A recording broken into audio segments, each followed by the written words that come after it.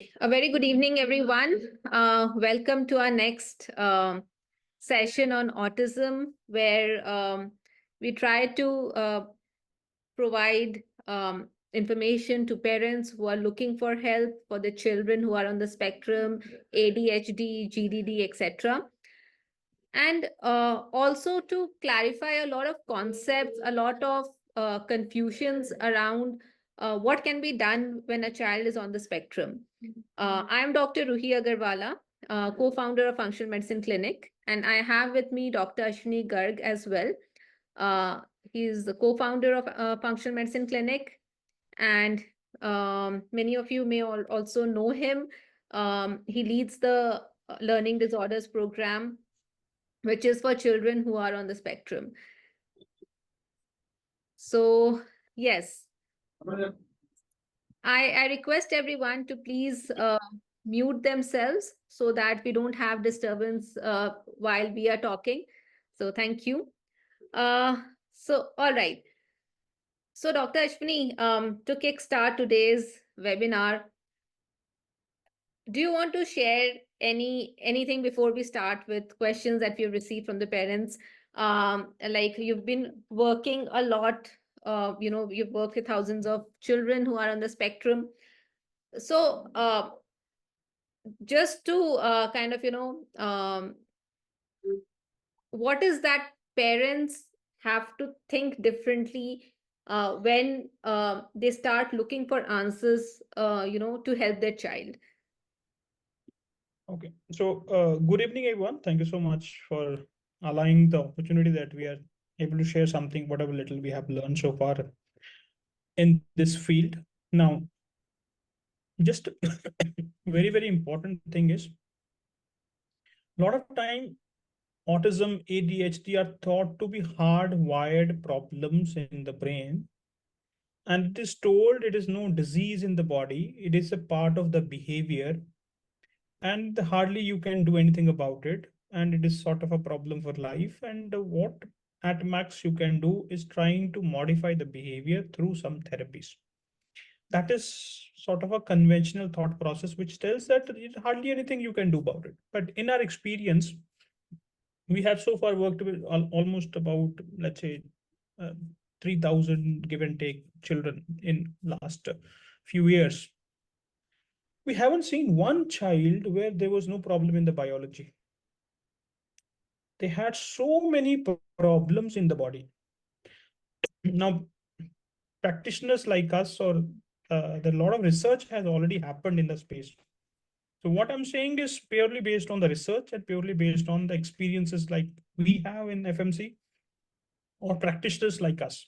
Now, lot of the problems that child is suffering is due to underlying biology problem. Okay. Majority of these children, which is a large number, is 80-90% of them are regression cases, which means child was doing fairly okay before that. Some insult has happened in the form of a vaccination, in the form of antibiotic, in the form of some fever, in the form of uh, high exposure to screens and combination all of these things, or COVID, etc., etc. Some insult has happened on the body of the child that has led to the regression. Not that child was born with a problem, not that child was supposed to having a problem. Some insult has happened that led to the damage in the body on the brain, right? So if some biological problem has happened, some disease has happened in the body, which is affecting the body, affecting the brain, we can start solving the problem.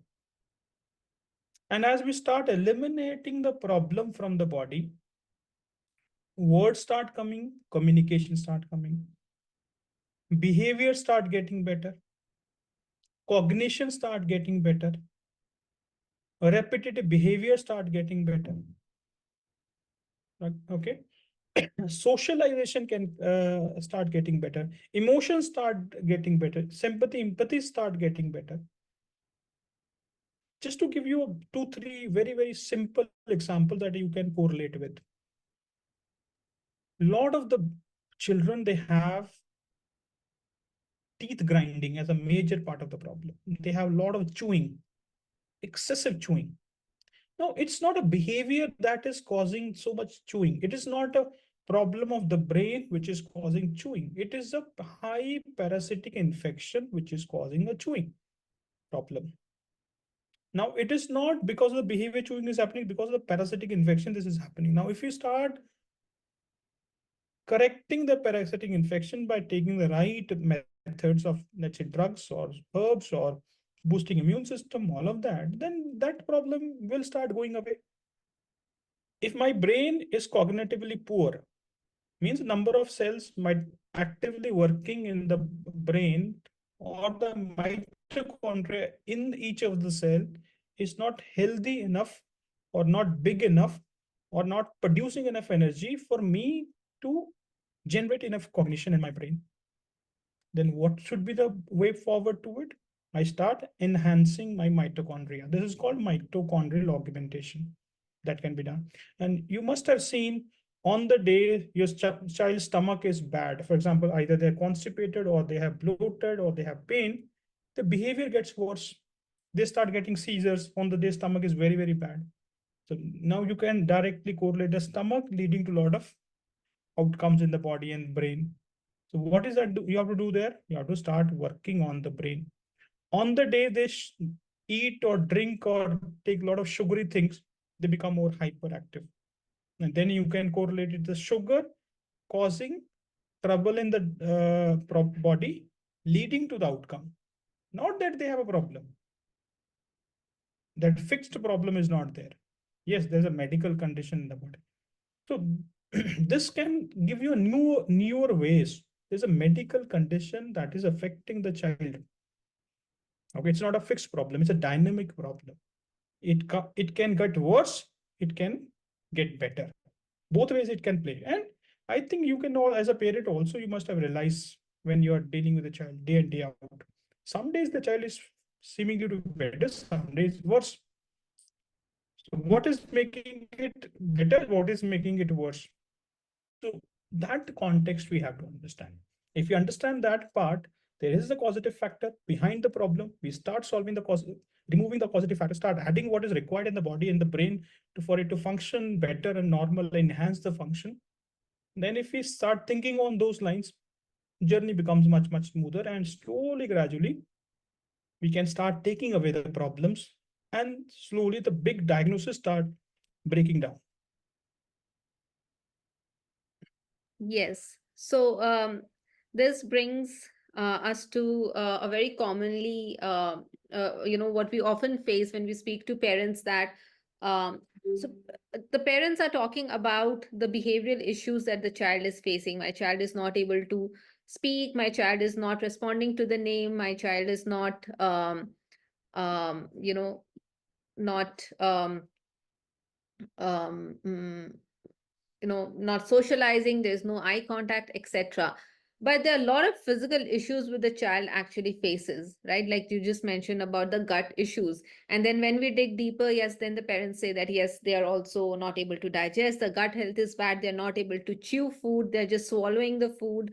And they're drinking too much water, the child also has eczema, food allergies, etc. So often there are so many physical issues that the child is facing, which just gets covered by the behavioral issues, right? Do you want to talk more about that? Right. So, for example, as simple as that is on the screen, this, they say my child keep touching the private organs, and they call it a stereotypical behavior or a behavior which is sort of they don't like because it is, see, it is not a child is just doing it for fun. There is an infection on the vagina, on the penis, which is making them itch there. Not that they're doing it deliberately. Okay. Uh, their immune system is very weak. They frequently get sick, and lot overload of these infections will further deteriorate their health. Right. So some of these children, they are very, very hungry all the time. Like very typical sign. You think it is a problem of the autism. It is not a problem of autism. Over hunger is because there are infections in the body, which is keeping them hungry all the time. Right? It is not autism which is making them hungry. It is not autism which is keeping them bloated. It is actually bloating in the stomach is making them autistic. Right? So it is not autism leading to all the symptoms that you see as their body. So many problems they have. They have a reflux in the gut. They have bloating. They have constipation. They have all kind of problems, skin problems, sleep problems. It is not autism giving them sleep problems. It's actually sleep problems giving them autism. Just because there's a name as a diagnosis that your child is having, we put everything under that basket and it's not your fault as a parent, but it's actually uh, the system that treats them like that. But then interestingly, as we start fixing their sleep, as you start fixing their digestion, as we start fixing their skin problems, you will see child is becoming more calmer, style is responding, style is communicating, all that will start happening. Okay, so we have to just, rather than blaming just the name autism. Now, autism is just a descriptive word. It's a diagnosis based on the description. It does not tell us what is wrong in the child. It is a spectrum of problems. We clubbed everything under the sun, under that umbrella, everything ASD, and we say, okay, that's a diagnosis, and nothing much we can do. Okay, a complex problem can only be solved by breaking the problem into smaller pieces, one by one, gradually, slowly, solve one piece at a time. And there comes a time then there's no more diagnosis. So hope that gives you a little bit of understanding of what we are saying. Yes, and the recovery from these physical issues that the child is facing, no, you will see that the child who was not who was not chewing food starts chewing food now. Their digestive health is good, and then you will see their behavioral issues also start getting sorted. The child's immune system gets better. The allergies starts fading away. You'll see a lot of these changes which then kind of starts reducing the inflammation in the body, which again it was impacting their brain. Now coming to the just coming to more of the various systems in the body, and how autism then includes all these symptoms. So again, autism is largely viewed as something which is just affecting the brain, but if you see what we have on the screen right now, it's much more than just what is impacting the brain, right? If you just want to put it in different buckets, then you see that it's immune impairment, it's motor dysfunction, there is metabolic disorder, which is largely a mitochondrial dysfunction. The child is having seizures because the inflammation is causing the child all the seizures. There is a complete dysfunction of the HPA axis.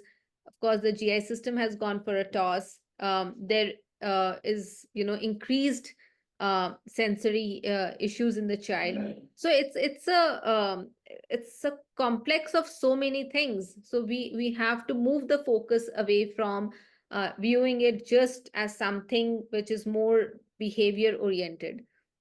So, So Dr. Yeah. just one point, if we pick it up, sensory issues. A lot of time we have seen parents, my child has this sensory issue or that sensory issue. Now, what is a sensory issue? If we have to break it down, naming with a very, very fancy new names, which are very hard to understand, we just start naming them, but we don't really mean what it means. But if we simply want to understand what it means by a sensory issue, as a humans, we have a smell as a sense input. We can hear, we can touch as a one sensory input. Now, either a receptors or sensory inputs taken by the child is not done in the right way, or the communication of the inputs to the brain is not happening, or brain is not able to process them right and respond it back to the input. That is the problem. So it's more of a Either nerves are inflamed, or this the brain is not able to process that information. Now it is more of again a problem in the biology. Now if we improve the nerve health, if we improve the brain health, then sensory issue will also start going away. So a lot of time, high toxic load in the child. Now toxic load could be heavy metals or could be byproducts of certain infections in the body. That toxic load will keep the sensory issues very, very raised. You remove the toxins, you remove the infections, and slowly, gradually, inflammation will come down and the senses will start working better. Transport of the information delivery to the brain and processing of the information and responding back to the senses will get better. Right? It is very, very, ingrained in the biology. It is not a behavior problem, but we have to understand it differently so that we can do action on that to resolve it. Yes. So now coming to what how functional medicine works, and how can it help for a child who is on the spectrum? Is it just like another field of medicine where now just like how we have so many different streams of medicine? So how does that really work? So the first thing there is, it's just not another field of medicine. It's an approach to look at um, the root cause of a disease. Any health problem has come in our body because of certain reasons. So functional medicine is an approach which uh, looks at what really is contributing to that health problem. So if the child's gut health is bad, why is the child's gut health bad? How are the organ functions in the body? How are the markers of his gut health? Right, with the help of very detailed biomarkers, we evaluate what exactly is wrong in the body, what is the imbalance in the body.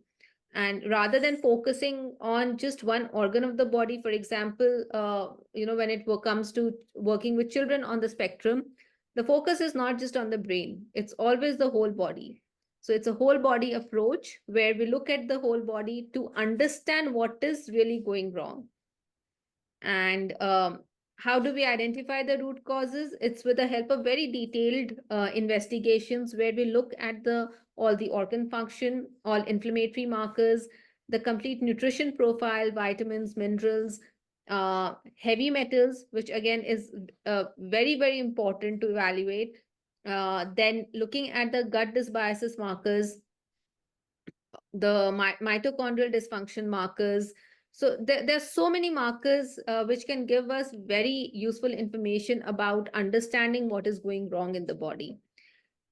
And once we have all this information, a root cause analysis is done. Then to address them with a holistic approach, which uses diet, which uses lifestyle changes, and then also use certain supplements. And here we are talking about a diet which will not add any harm to the body. It will only help in the recovery. Um, and here again, parents have a concern that, my child is already a picky eater. If I make these diet changes, maybe he will not even eat anything. Well, you start slow. You take baby steps and do the changes. The child is not accepting food now because it's the gut microbiome is not thriving. So we have to work towards that. So you take baby steps and you will see that the child will start accepting different food. But you have to start somewhere. And we have had many parents come back and report us that now their child is not a picky eater anymore. The child has also started chewing food, which was not happening earlier. So you'll have to put in that effort, and you'll have to give in time for that recovery to happen. And coming to the lifestyle changes, so it's about everything that you can change around the child. So it's right about the kind of light the child is exposed to, the kind of radiation he's exposed to, the kind of water the child is drinking, the sleep hygiene, a lot of things, that can make the recovery faster. And coming to supplements, Are they will they have side effects? Will the child's body get used to it? No. So you give the supplements as long as the body needs it. And this you will get to know by testing the child. If the child's value still shows low, you will have to support the body. Otherwise, you cannot expect it to, just come from nowhere. You will have to support the body until it needs it. And so that's how the functional medicine works. And in our program we also focus on parental education, because that's very important. End of the day, it's the parents who have to implement the recommendations. They have to be the doctors for their child. So we educate the parents on different aspects that will help in the recovery process. So for example, the first session is on the gut health, for parents to understand why the gut health is so important for the child. The second session is about understanding the biomarkers. The third session is about strategies to improve the mitochondrial function. So this way, there are different sessions which are for the parents to be empowered and be better equipped to support their child in the recovery. So that was a bit about how the program works, how the approach works, because often there are questions around this. We will move to some questions that we already received from few parents. So the first, let's see. I think we covered it, but I think we can talk a bit more about this. How do we stop the child from eating inedible items? And I think this is very common. They end up, even chewing steel items. We had one child doing that. A lot of mouthing, yes, Right. eating So, like I soil, mentioned, chalk. it's not a behavior the child is chewing. They have a tendency to chew. They have a strong urge to chew. That is why these children like crunchy things. The urge to chew. And what is producing that urge to chew is the parasitic infection in the body. If you keep thinking it is a behavior problem and you trying to correct it behaviorally, it will not get better. If you start eliminating their parasitic infection, it start getting better. Now, how do you know parasites are there?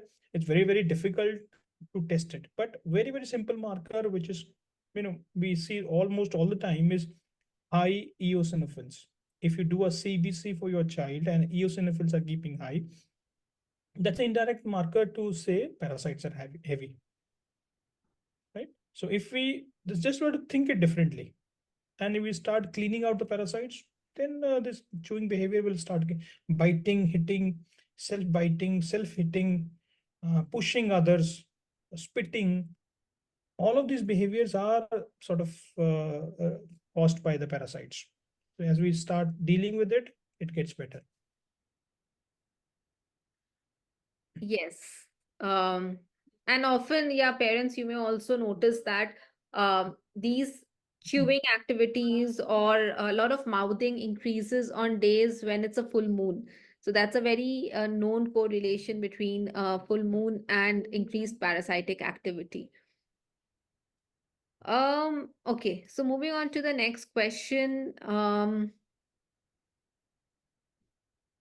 How to manage with speech delay? So I'm sure a lot of parents want to hear their child speak, utter words. So how do we do that? So like I mentioned, the brain is not fully functional, in the sense some parts of brain are hypometabolic. Now, if we do a regular CT scan or MRI, you might not find anything in most cases. You need to do a functional scanning uh, that can tell which part of the brain is, that is PET scan, which part of the brain is more inflamed, which is part of the brain is less high metabolically active, or which part of the brain is normal. Now, depending on which part of the brain, accordingly, symptoms can be there, problems can be there. If we start improving the brain function, if we start improving the brain health, now, which means we just have to augment the mitochondria. We have to support the body with the raw material this body needs to repair that brain. We start doing that, or we start removing things which are damaging the brain in the first place, or which has led to the regression in the first place. then brain health will get better. If brain health will get better, I will be able to comprehend what question is asked to me. Then I can process it better. Then I can reply it better. I can use a coordination of brain to muscle, which is tongue is also muscle, right? My coordination of using my tongue will become better. Right? So fundamentally, you have to improve the brain health. If you have to improve the speech and communication or uttering words, etc. But you cannot straight away make the brain healthy. You have to make the body healthy. Downstream, brain will become healthy. There's no way only you can make the brain healthy and body can be unwell. This doesn't happen. See, most of the time, dementias, Parkinsonism, any problem, they happen much later in life because there's a damage keep happening to the body, keep happening to the body. Then damage start happening on the brain level. Means these are problems that happen much later in life because this is a very important organ. Body keep trying to protect it. Now, if you have to repair this, first you have to repair this body. As a downstream, brain will also start getting better. Yes. So let's open up for questions, and I think we've covered. I had tried to cover all the questions in the beginning of the session where we tried to tell you more about how everything works. And so let's start with the Q&A session. Parents, if you have question, I kindly raise your hand. In the meantime, let me answer what's there in the chat. So Wharton CBC test again that show parasites. So eosinophil is the marker that you should look for in the CBC. All right. What does high IgE levels mean? So Ravi, high IgE can mean two things. So one is definitely it can indicate parasites, and the second is of course hyper immune reactivity, right? So basically, there can be a lot of food allergies, which needs to be sorted. So we have to tame down the immune system, and this is also very commonly seen in children on the spectrum.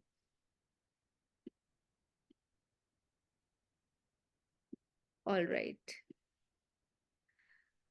So when we talk about parasites, no, we are not talking about yeast and fungus. Yeast fungus is different from parasites. Eastern fungus is another big problem for sure. But parasites is even a bigger problem. Yes. All right, let's start with the Q&A. Robin, you can unmute yourself and ask.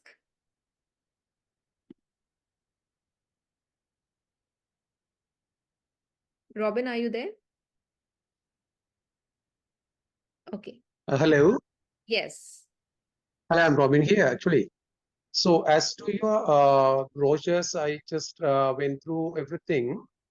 What the issue is, there are two major causes, as you mentioned, for this autism or ASD. Like one could be the heavy metal presence and the gut issues, and the other one is developmental issue for the root causes could be. So like which one, how are you going to rule out one of these actually, like say it's a developmental issue? So like are you mainly focusing on these gut issues as well as the heavy metal issue? So like if it's as it is a distant program, how like how are you going to attend to this? Like your main focus is going to be only on this. If in No, case so the Robin, developmental issues, like I get the question, yeah. Robin. So, like I said, we have to do the brain repair also, right?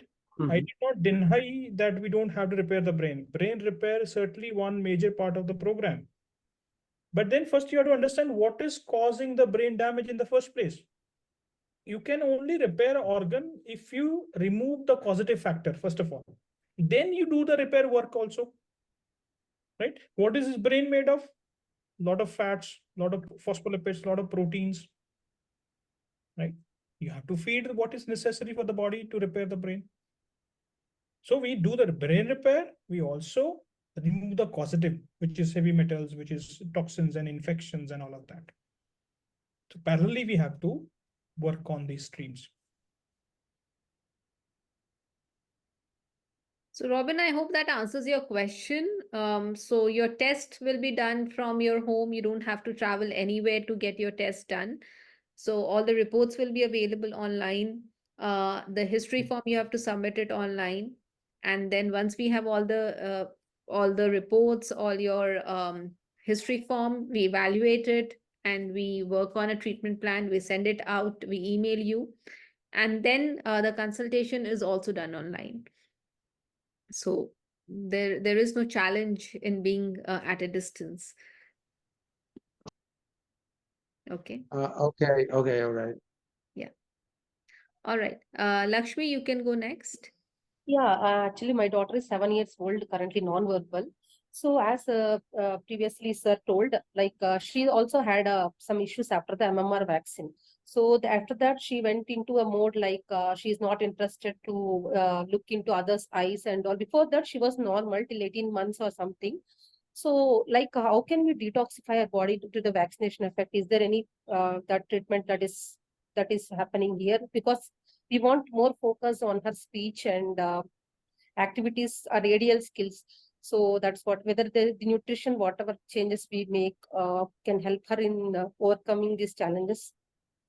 So we have Lakshmi, children who were completely muted at this age, and they became verbal. Okay, they start Okay. communicating. Okay. It is possible. It is Okay. possible. Uh, Second is, uh, we vaccine will have two issues. One is the antigen. Another one, vaccine typically has aluminium or mercury or different forms of aluminium, different forms of mercury. There are other toxins also into it, which is used as a sort of a shocker to the immune system. Let's put it that way. So we will certainly work on detoxifying those components. Okay. So will that improve her speech and like focus on her? Like currently we have challenges in all her like day-to-day activities also, like Lakshmi, you holding, have to sleeping. see, Lakshmi, you Yeah. have to understand. Please, Mm. let's say if you want to get a flower, you Mm. first plow the land, you put a seed, then you water, the plant will come, then the flower will come. You right Okay. away got a flower. No, no, no, no. Just asking like whether You it is. see, Yeah. first I address that it is possible. Okay. Right? How better I can say, but Yeah, yeah. it demands effort. We see, I want the focus to be, I want speech, I want communication, I want mathematics to happen, I want this. Please don't bring those objectives first. First say, let Okay. me make my child healthier. Yeah, yeah, that's what we need for like to manage her day-to-day activities, and some more tantrums she will be giving like behavioral issues and all. So this resolutions is also important for us. And because of the, I think she was speaking when I were. That's what I thought, like because of the vaccination effect, which we discussed earlier, right? So that's what I wanted to check whether we can detoxify and help her in regaining her speech or like to get her interest in repeating things and all. Yeah. Yeah, yeah.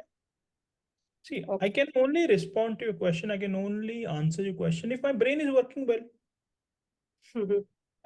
Something is doing a damage, whatever maybe in the past and still happening, or accumulation of things on the top of that. What's something triggered the problem, then things are piling up and damage is happening.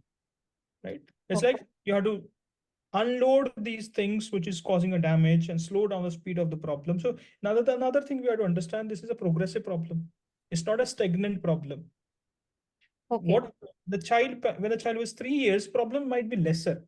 See, speech Yes, might yes. not still be, but other behaviors are becoming more tough and tough as the child is growing. This Yes, also yes. makes the problem more progressive in nature. Okay. Right? So we have to offload all the things which are piling up on the top of it after vaccination, let's say. Okay. Then And one more thing, we have is to there focus any on brain repair. one more age restriction there for speech because he's already 7 years old, right? Have you seen any cases which were obtaining speech in later First stages? thing I answered this question only. You're repeating the same Okay. question. The first thing I Okay. said, let me repeat. If it, see, I want you to listen before you frame a Mhm. question, so that it is easy for Okay. you to comprehend what I'm saying. Children of this age, they came to us and they were muted, not even uttering a Okay. word. Okay. And they started uttering word and they also started communicating. Yes, it is getting better. It is not as normal in a year and a half. It is not It has not come to a full speech. It is still work in progress. Okay. You understand? It is possible. Okay. Okay, thank you, sir. Thank you for your. Thank you. Quick question. In this treatment program, Oh, one we second. talked about We'll go turn by turn. Yeah. Saktival, you can go next.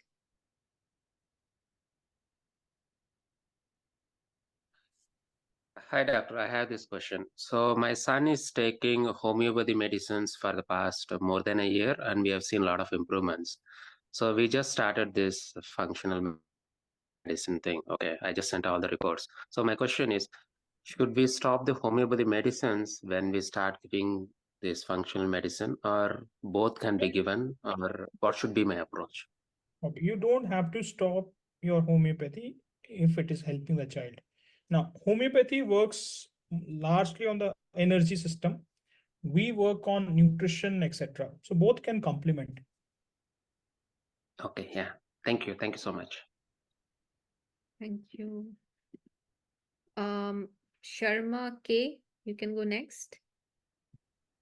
Yeah, I think like sir I kind of already answered my question. So, but like sir, like can you like give a like a general like on a like statistics wise like how many like let's say like children like regain their speech and what is the general timeline of things like for example like 3-year-old to like 6-year-old or something. Sharmaji, the two aspects to the outcome.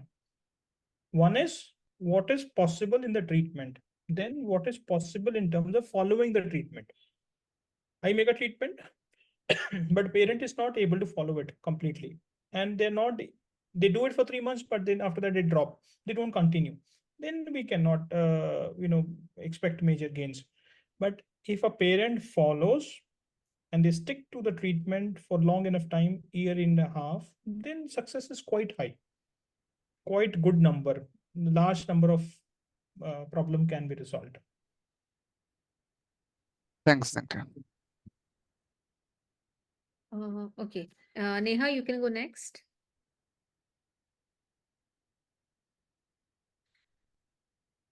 Okay. Neha, if you're not there, we move to Vasundhara. Hi, ma'am. Yeah, my question is, my son is always playing with saliva. So this is like he's doing it vigorously. So is there any way we could help him? We are on the treatment plan, but this treatment is not started yet. We are just taking all the tests right now. So what should be our approach? Again, Vasundhara, again, our experience, again, there is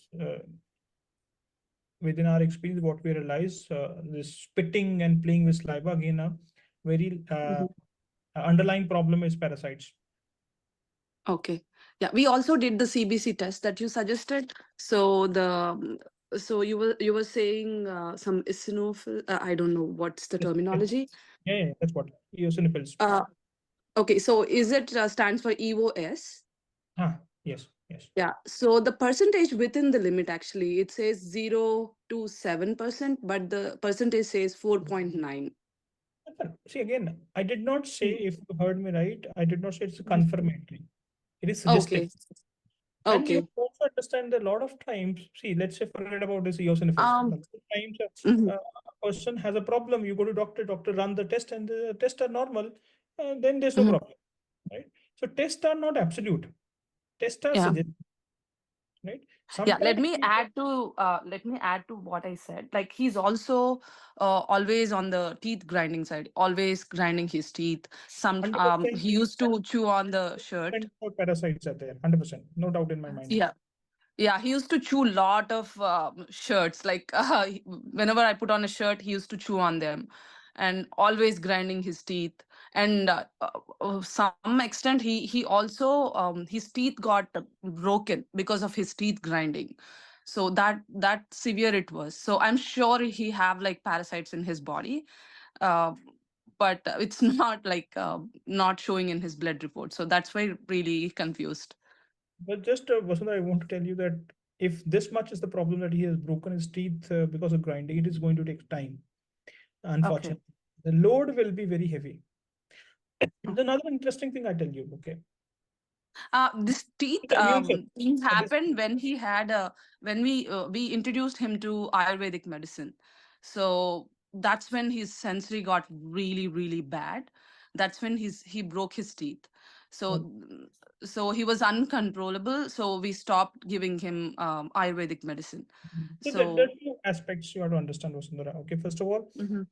uh, the why the parasites are there. Immune system is weak and toxins are there, and toxins are Yes. literally causing parasite to grow. Okay. Now, in a way, let's say, body's first response is to keep it alive. Right? If my body has Yes. too many toxins, it can choke off all the metabolic processes, all the reactions and biochemical, mechanical biochemical reactions in my body. I can just leave my system, right? That is possible. Yeah. Toxins are so bad.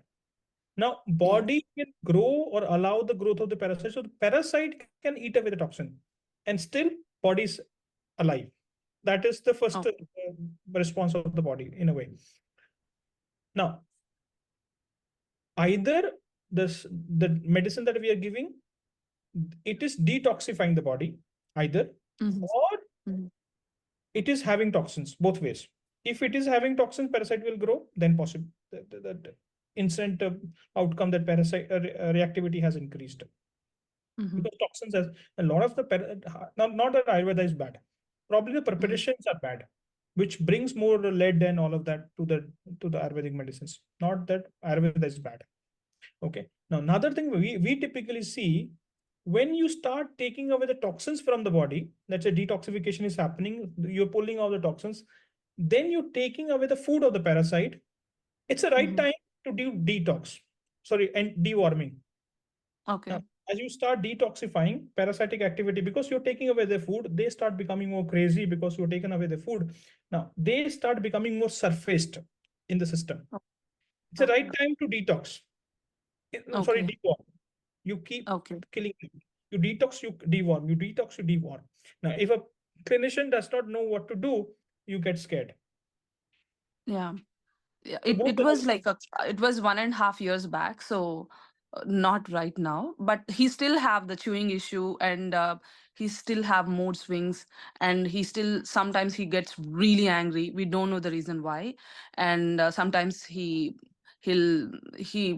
you said, like have he'll play with his private area, and I feel like something is bothering him absolutely. under Why would there. he? See, if you look at a child of 3, 4, 6 years old, a healthy Mhm. child would be a happy child. Yeah.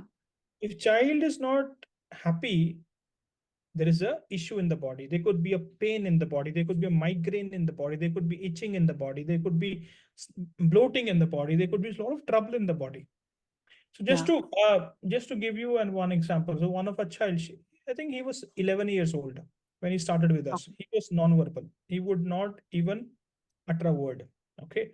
Okay. Uh, he was under treatment and he was so aggressive in the school one day. Luckily, he could Okay. write. Uh, then teacher asked, "What is happening with you?" Then, and that was the time he started communicating with writing when he was under treatment. Then he wrote down. He's feeling like some ants are going under his skin. Okay. So unfortunately, our children are not able to explain what is going on with them. How will then they Yes. respond to the whole thing? They will become angry. They will become aggressive. They start hitting themselves and others also. Yeah. There's a lot of pain our children has, unfortunately. But we think it is a behavior. That's the unfortunate part, right? And we don't try to. It's not that parents are not doing it. Every parent is trying to do every possible thing that is known to and told to them. It just understanding of the problem is less. That is where our kids keep suffering. So the spitting thing will go away only when we do the detox and deworm. It's going to take time. Just because the severity is saying. Yeah. Because he's doing it vigorously, so we're not able to see him like that. He's not at all interested in anything, not playing. while eating also he's playing with the spit. So that's kind of causes Your concern. body is taken over, right? You are not Yeah. yourself. On the days you have fever, let's say a viral infection, would you like to play, go outside and play, or just want to relax and don't talk to anybody? No, Right? obviously no. Yep. So imagine the child is going through day and day out, and if we expect them to perform, we expect them to sing rhymes and all of that. Child is under pain. Yeah. Okay. All right. So let's move. Can I speak? Good evening. This is Neha. Yes. I'm sorry I missed my turn because I could not unmute Go ahead. myself. Yeah, go ahead now. Okay. So actually, the thing is that for my daughter turned 2 years now, she encountered with dengue and severe dengue fever, uh, all over rashes on the body. And after that, what I felt, and exactly that happened, speech delay. Okay. We got her admitted in a school at the age of 2 only, but she could not speak other than bye. Okay. And just like that, she could not walk. She started walking on by when she was like quarter to 3. So speech delay and then this movement delay is a problem. And now she is 8, and the problem is that she is not focused with the things. If there is only art and craft and any kind of princess kind of cartoon, then she's interested. Am I audible? Yes, Neha. Yeah. And when it comes to studies, she is kind of not interested at all in reading and writing. Even when we talk about that, we will get a book for you, she is like, no, please don't get it for me. So, Is so this the only problem she has, Neha, or some other problems also there? So actually, now though it's not, but yeah, before 3-4 months now, it's what she used to get too hyper that she used to move her hands. What happened when I just used a conversation with her, she that what happened, then she used to tell me ki, actually I'm feeling bad with this thing, feeling bad with that thing. So sometimes when she gets so much angry now, she used to move her both of her hands, which doesn't yeah. Right. So Neha, like I said, there might be certain problems in the biology which are affecting the focus and ability to read and understand and comprehend. And when you are not able to do that, then you want to skip it. Right. I think, like I said, we can improve the biology, we can improve the brain health. Now, if it is purely a behavioral thing, she doesn't like to read.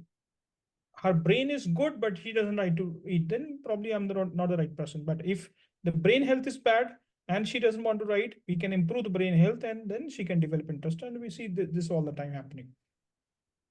Yeah, and understanding the things when she's not understanding anything what we are saying. So even when Yes. she gets angry, so she's moving her hands so badly in anger. Yes. And when she's too much tired, she does like this. So this is a very a serious issue for us. No problem. We should be able to help her. Thank you. Thank you. Ravi, you can go next. Yeah, my question is a couple of questions in one question. One is when we're talking about parasites, what are these parasites? Can you list a few of these? So sometimes, Ravi, they could be small parasites, tapeworms. They could be bigger parasites. Okay. So um, what do you say? There is no absolute test. Let's say you do a stool test. Until the parasite is dead, you will never see them. Right. So there are microbiome testing, not very accurate. Now, these parasites are not limited to the gut only. They can be anywhere in the system. Right. So we don't know which kind, but a lot of time parents are telling after we start a treatment, they could see them in the stool. Sometimes they're big, sometimes they're micro. Sometimes they very likely they might not even be able to see them. Right? So when we do this treatment, usually we are getting a 3-month extension. And my kids, we started doing these treatments when they were like 2 years old. My kids are like 11 and 13. And how much expensive is it going to be in terms of doctor fees in one part, and in terms of what supplements and medicines we'll be buying? Are we buying from you, or are we buying actually importing them from some other, getting from abroad? What is the cost of these treatments? Right. So typically the consultation fee for a 3-month program is 16,000 rupees. Testing, give and take, 8 to 10K for the first 3 months. And of course, we have to repeat every 3 months to judge the progress and all of that. Now supplements and supplement basically a support system, right? How much is the problem that will define how much is the support required to the body. Now it can fall under, let's say, monthly 6 to 8K. Generic number I'm giving, but let's say your child has heavier load of toxins, then that might need certain chelation, then cost can go a little up, right? So on the top of that, if the child is 11, we want to speed up the progress after 6, basic work is done. We want to introduce some peptides, then cost can go. So say if I enroll my child, you are Dr. Ashwini Garg and Dr. Rui Agarwal are two people. You have hundreds and thousands of patients. How will my child get individualized care? So we are not giving random protocols. No, we had told you, Ravi, that we will test each child. Right. But then every child is different. Then how We are also saying the same thing. No, we are my also question is how do you get the feedback from this child? Who is the person who is going to receive the feedback, and how is that communication going to flow to you and then back to the patient? Okay, so let me answer that, Ravi. So the test that you're doing for your child, right? Right. That will be evaluated by us. It's not Okay. that you do a report and that's not evaluated. We just pick up some random protocol and give it to you. You will be filling the history data of your child. Based on that, the test will be advised, and then a treatment protocol will be designed by your assigned doctor. Okay, so it is personalized. It's based on what the child's biomarkers are saying, what the child's symptoms are saying. Based on that, the treatment protocol is made. Okay. And then once the plan is made, it's emailed to you, and then you'll have a consultation with the assigned doctor to explain you what the analysis is. So your patients, how long? What is the longest patient you have had who is still continuing treatment with you? See, it all Is it 4 or 5 years now?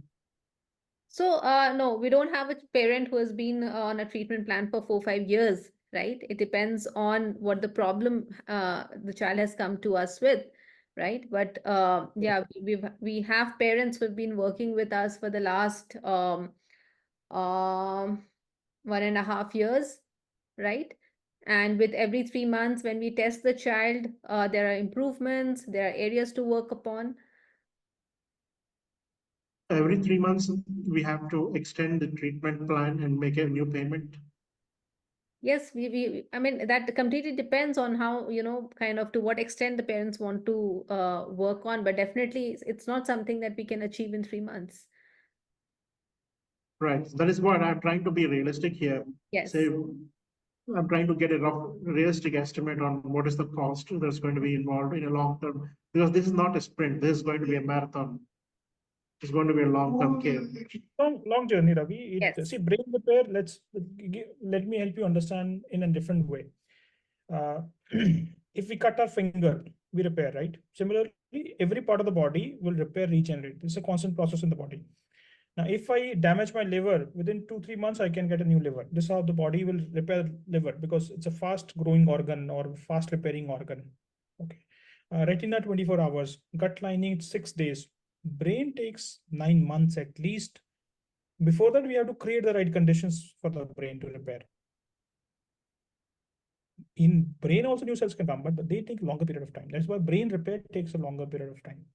First 3-6 months is just to set the right base. In this first 3-6 months also, you will see a lot of improvements happening. In most of the children, improvements will happen. But that's not a complete journey. That's not the end of the journey, just a beginning of the journey. Right? So we keep removing what is bad in the body, we keep adding what is required in the body slowly, gradually. This allows the body to repair itself, also the brain. And slowly, gradually, ability of the child keep improving. Thank you for answering my questions. Thank you. Geeta, you can go next. Hello, sir. My kid is of 4.5 years old, and the problem is his sitting tolerance. We have been giving him therapies since 2 years, and he is under panchakarma and under homeopathy medicine also we have used. But I can see improvement in other areas. But kid is not getting sitting tolerance, and there are distractions. I'm not understanding what is stopping him to sit. Right. So, like I said, if still the problem is, for example, let's take a, if dopamine keeps high, dopamine ideally should get converted to norepinephrine. Dopamine is more activity neurotransmitter. Norepinephrine is more calming neurotransmitter. Conversion has to happen after the activity is done. In our children, that conversion is impacted. One of the reasons is the Clostridia infection, for example. Clostridia infection will block the enzyme which does the conversion of dopamine to norepinephrine. If that keeps high, then there is constant activity in the body, constant movement in the body. A lot of children, they have a lot of anxiety all the time, lot of anxiety. And one of the reason is a parasitic infection, right? So what you're doing is right. It is just definitely helping. Maybe some part of the problem is still not resolved. So now typically Ayurveda is more practitioner driven. They don't do testing and all that. So what they think is right, they keep doing it. But probably you might have missed something there. So we can test it thoroughly and see if any part of the problem not resolved completely. We can work on that aspect. Okay, sir. Thank you. Thank you. All right. So we'll quickly take some last two questions. Alekhya, you can ask.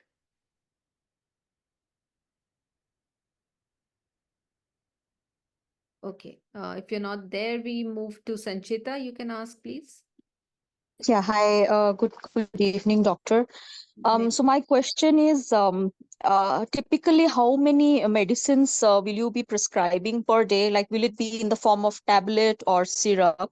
The reason why I'm asking is my son is very, very particular about like food. It's very difficult for us to kind of give him any sort of medicine. So generally, if you know, sometimes we need to give, you have to mix it in milk. So there's a lot of, we have to do a lot of workaround to feed him the medicine. So that's the reason I'm asking. So Sanjita, we have to understand, depending on how much is the problem, we have to improve the immune system. We have to improve the digestive system. We have to improve the mitochondria. We have to improve the liver. We have to improve the thyroid. And we have to augment the brain function. So the multiple things we are trying to do simultaneously. Right? Now, depending on how much is the problem, if vitamin D is low, say basic nutrients. Let's say if I have to stay healthy as much as that minimum, I don't have a disease, but I have to stay healthy. Either my food should have what my body needs, or I have to supplement with what my body needs. Typically, food is today, it does not have what it needs to keep us healthy. That is why a lot of us are getting. So basic nutrients like vitamin D, protein is missing in these children because digestion is compromised. Protein is basic building block. Fats are basic building block. All of them are low. B vitamins are low. Magnesium, zinc is low.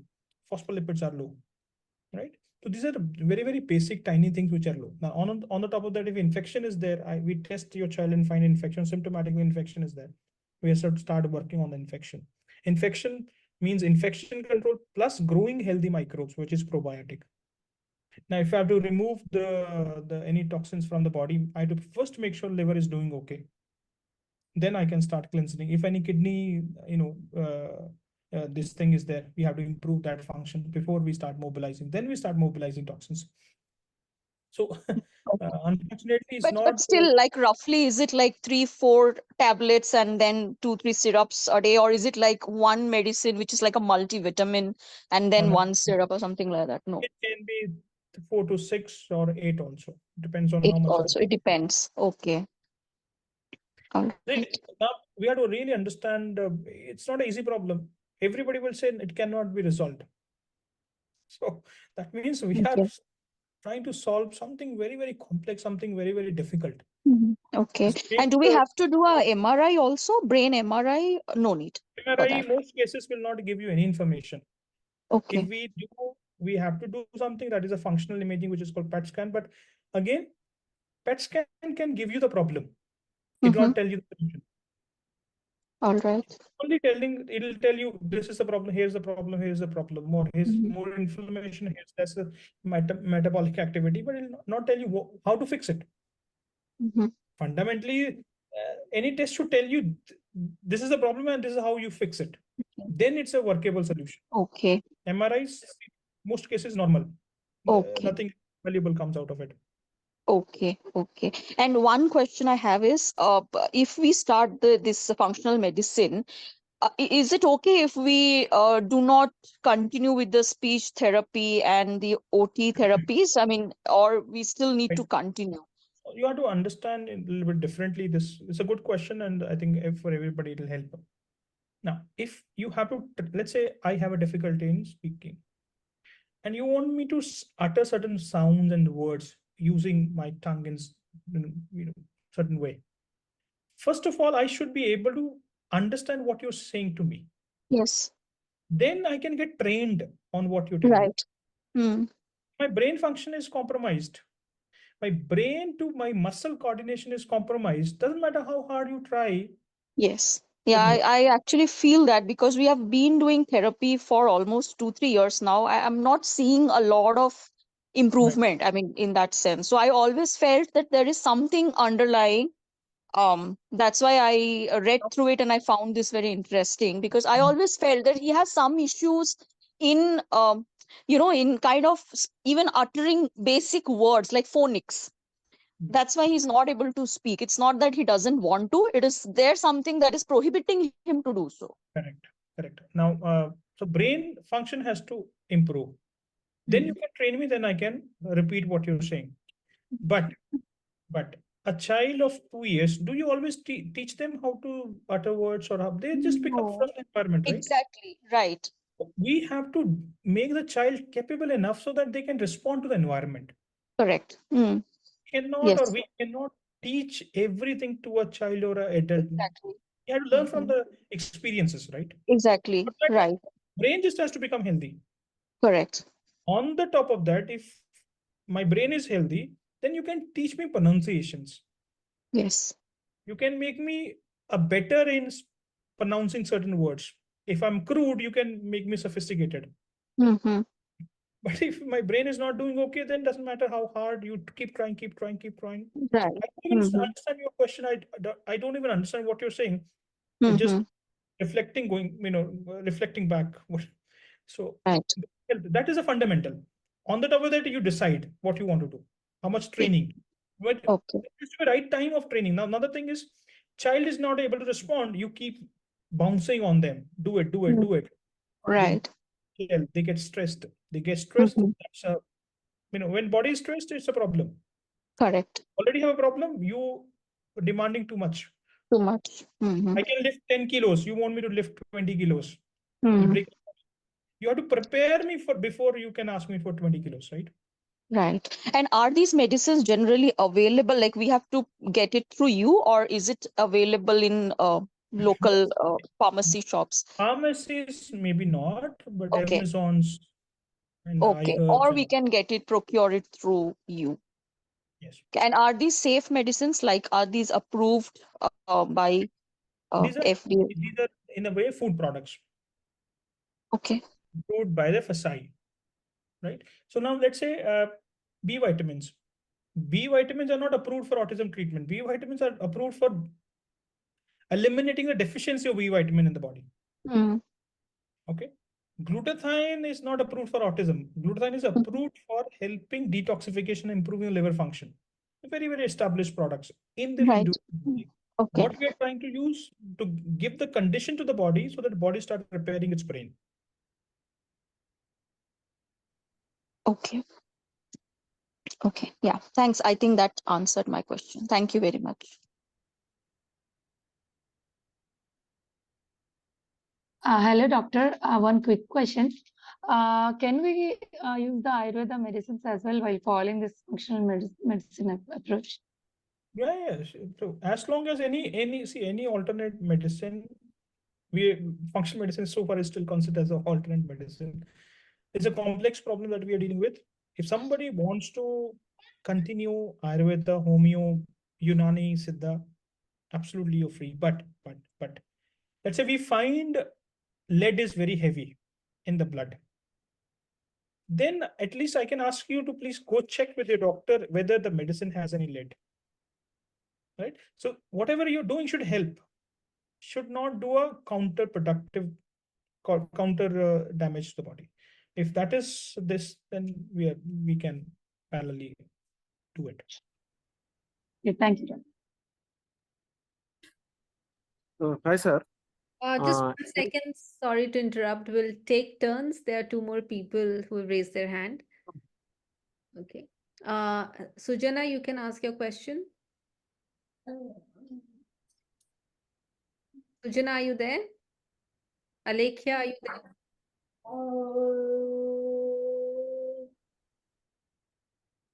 All right. Okay. Lakshmi Saranya, you can ask. Yeah, hi, sir. Yeah, hi, madam. Actually, my daughter is hospital phobia. She has some hospital phobia. How frequent we need to take the test so that actually, I mean, she's very reluctant to go visit the hospital to take the test. So most likely, sir, home sample pickups can be arranged. Now, data will tell how much is the problem. Now, that's it. Yeah, because actually, I don't know the level of problem, then I cannot do a very justified job. So if we can get the test, you don't have to go to hospital for that. You can do it at home. Somebody can come home and take the sample if that is made possible. Only blood test or MRI?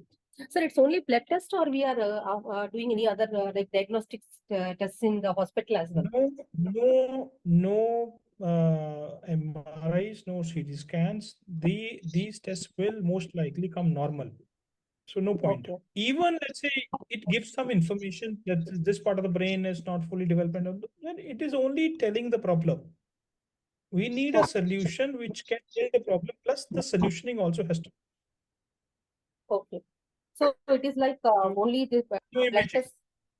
Blood test only. Okay. Yes. Imaging also is there, No sir? imaging. Okay, no imaging. We cannot see. Frequency of this test, sir, like blood tests also, they will be very like during the pandemic also. Every 3 months. Yeah. We had an issue like her blood was, she was not supporting and blood was clotted before the blood test sample was taken, kind of things happened. So like how frequently we are, at least 3 to 3 months once we have to take this? Every 3 months. Okay, fine. Yeah. Ma'am, actually, my mute button was not getting unmuted when I was trying to talk.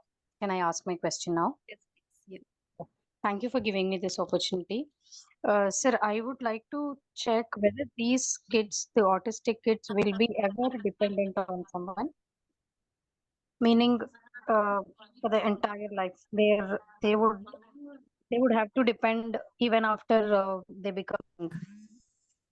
So like there is a problem in the body because of the brain is not optimally functioning, because of there's a dependency of the child to the parent, right?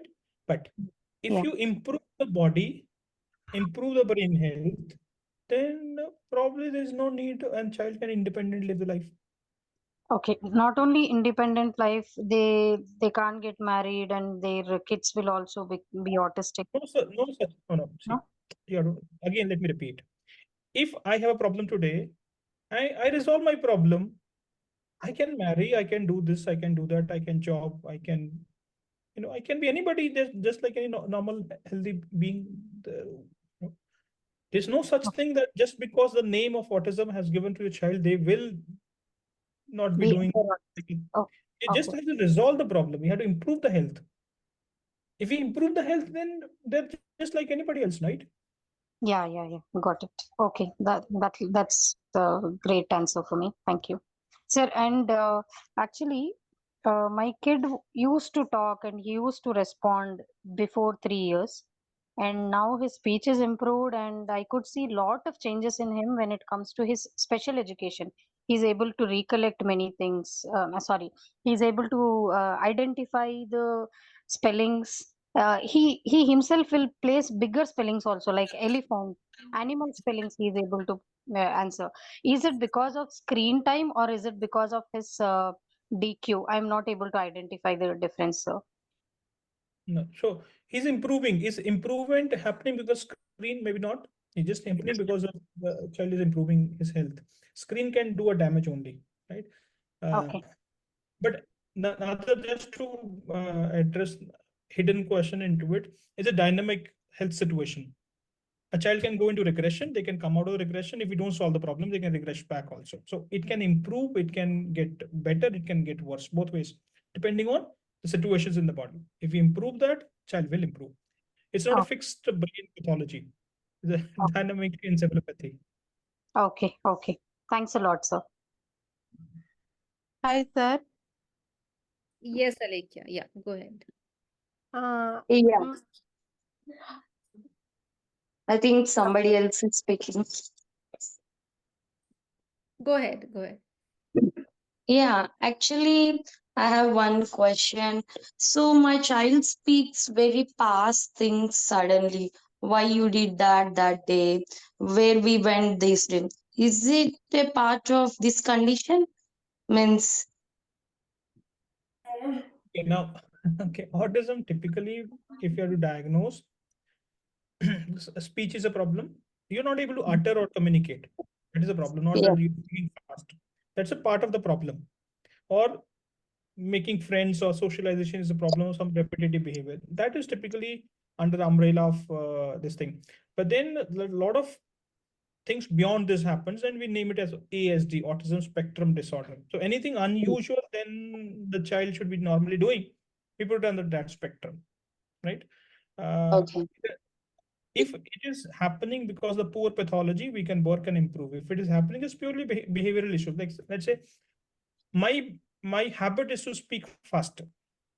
It's just a habit, yeah, right? Then you can train yeah, me and I can get better. But if this is happening because some biology problem, then you can correct that problem and I can calm down. I oh, can slow down. yeah, Right? okay, So now, just because the name of the autism is there does not mean that everything that they're having is abnormal. Sometimes it's just a normal thing, a child is doing. And even neurotypical, so-called neurotypical children will also have a similar behaviors. So every outcome the child is having does not mean there's a problem in the body. yeah. Again, one more question, doctor. So recently, I have come across to this vagus nerve stimulation through lasers. So how will it help in repairing the damaged parts of the brain through? Yes, it could be one tool to the treatment. It Okay. by itself alone probably not enough. But yes, Yeah, that's do my that question. Yeah. along with what your other things are doing. Yes, it can be a big support. For example, it will calm the system down. Immune system will get better. Fight against infection will get better. Now, body goes into repair. If I Okay. am calm, my parasympathetic system is active, then my body will repair. But if I'm Okay. always in a mode of stress, my body will not repair. So that system will certainly help the whole process. And Okay. So if we are staying in abroad, so we can't do the blood work. Is the hair sample? no, you can do blood work, you can do all the necessary work. So you can be anywhere in the world as long as you're willing. All arrangements can be done. Oh, okay. Okay, that's my question. Thank you. Thank you. All right. So one last question, Devi, are you there?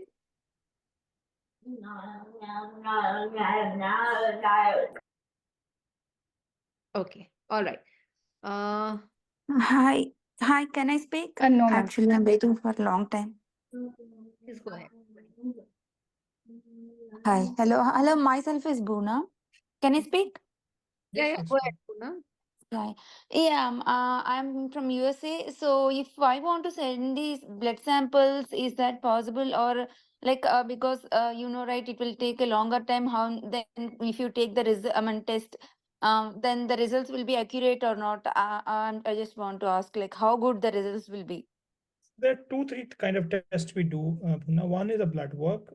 You can go to your local doctor and they will do it. One is kit-based test, which is called organic acid testing, where kit will come, you place some urine and some drops of the blood. Within a month, if it reaches the lab, absolutely good. Then we take a sample of the hair to know the toxicity in the body. That goes to then absolutely good, no problem.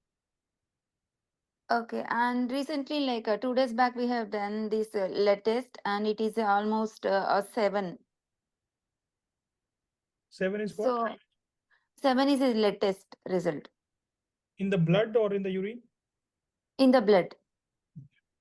So we can look at the reference and then look at, see, different labs will give different reference ranges and different. It is through pediatrician. Actually, generally we do with the pediatrician, our pediatrician here, because I doubted about it. Because why I got a doubt is because I'm sure that the results are not accurate.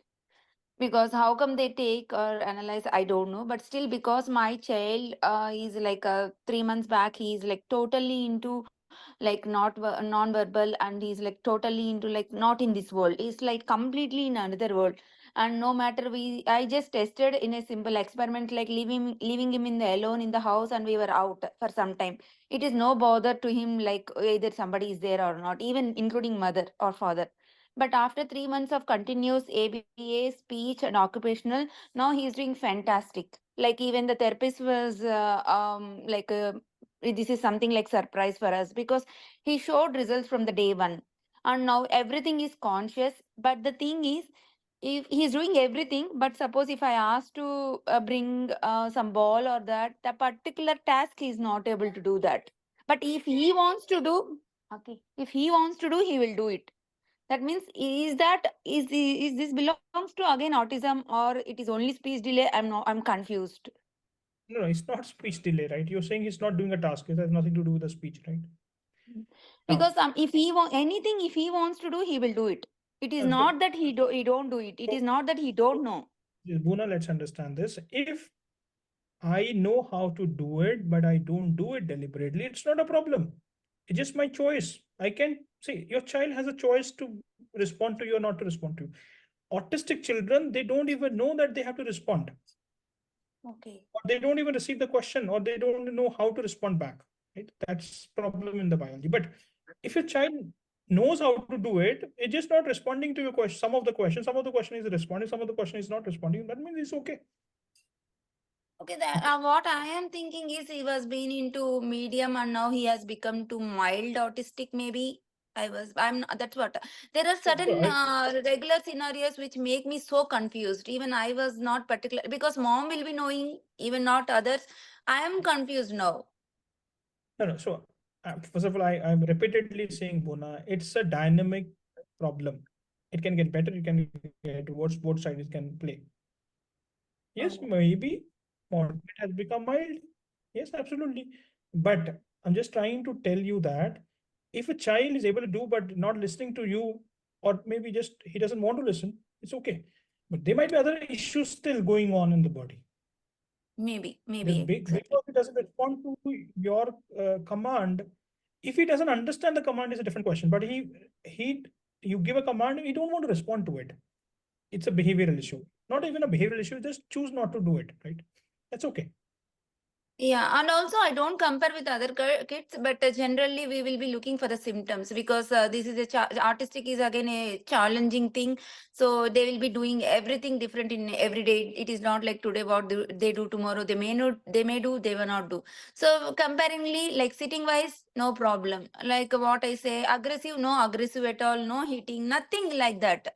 So again, so the main problem is only not task doing. Again, when with the therapist, he sits and does this all activities commonly.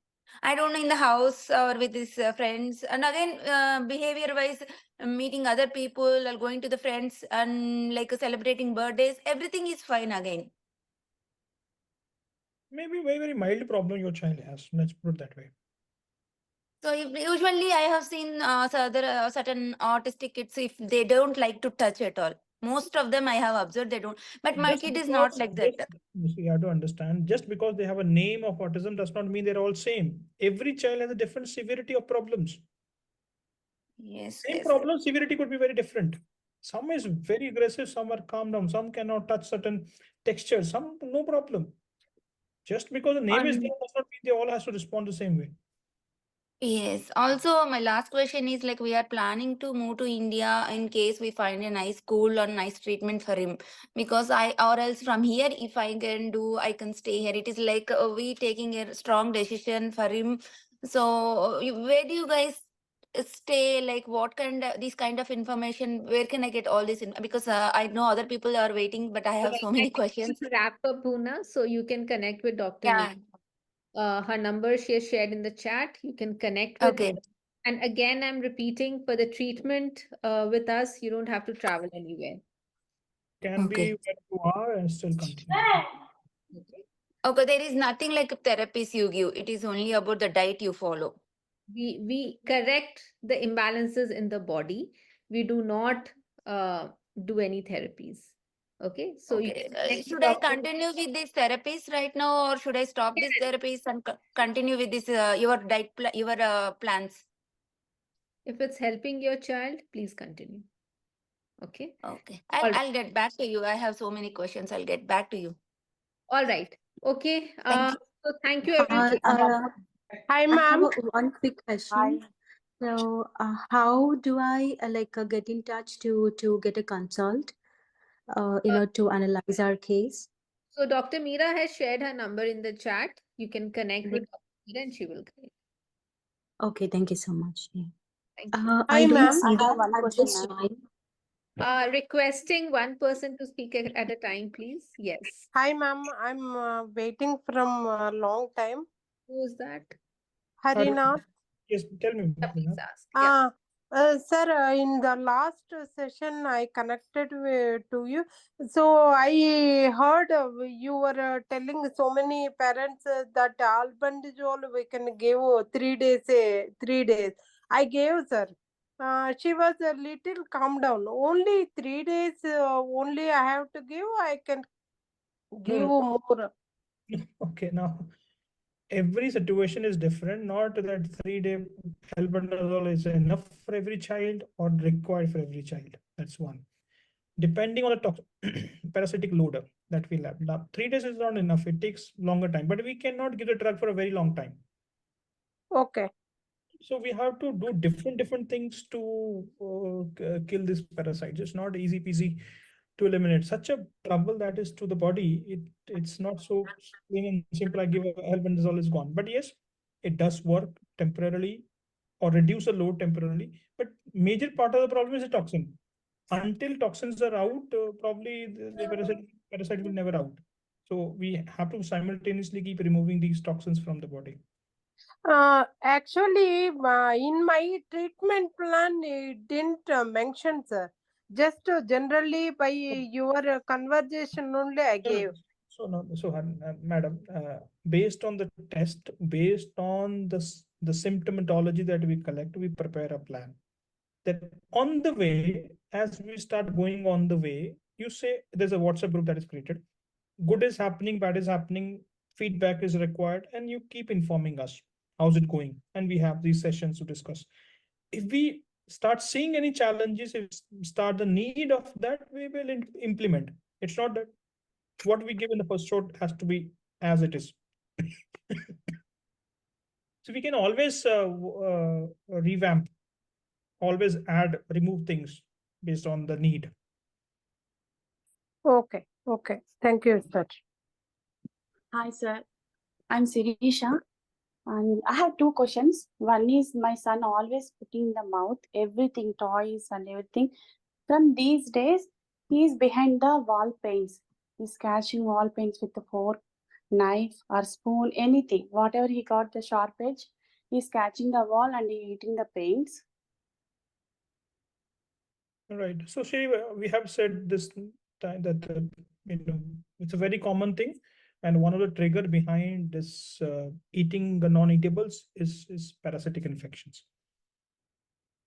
How can we treat that parasite? What you said? Right? There are herbs, there are drugs, but more importantly, removal of the toxins, especially heavy metals from the body. Making sure mitochondria is doing okay, making sure liver is doing okay, so gut is doing So okay. you are giving that these tests already you suggested to us, or we have to do it our own? So, Siddhisha, are you already enrolled with us in the program? Yes. Yeah. Yes. So then we would have already done it for you. Okay. There. Okay. And one more question is, he's doing P, even not even 10. He is a potty trained, completely potty trained, but he's doing P like in 10 minutes, in 5 minutes, wantedly. Is it wantedly or medical problem? I don't understand. But he's peeing in the pants. These children can also get urinary tract infection, UTI.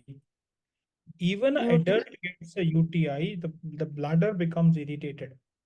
Then if let's say the volume that the bladder can hold 2 ml, 200 ml, right? If the bladder is irritated, then you cannot hold 10 ml also. Then you need to, you have urge to pee. And typically relates He's doing very small amount, yes. Right. So he has an irritation of the urinary tract. So what we have to do for the? We have to treat it, right? It is not about behavior. It's not about training.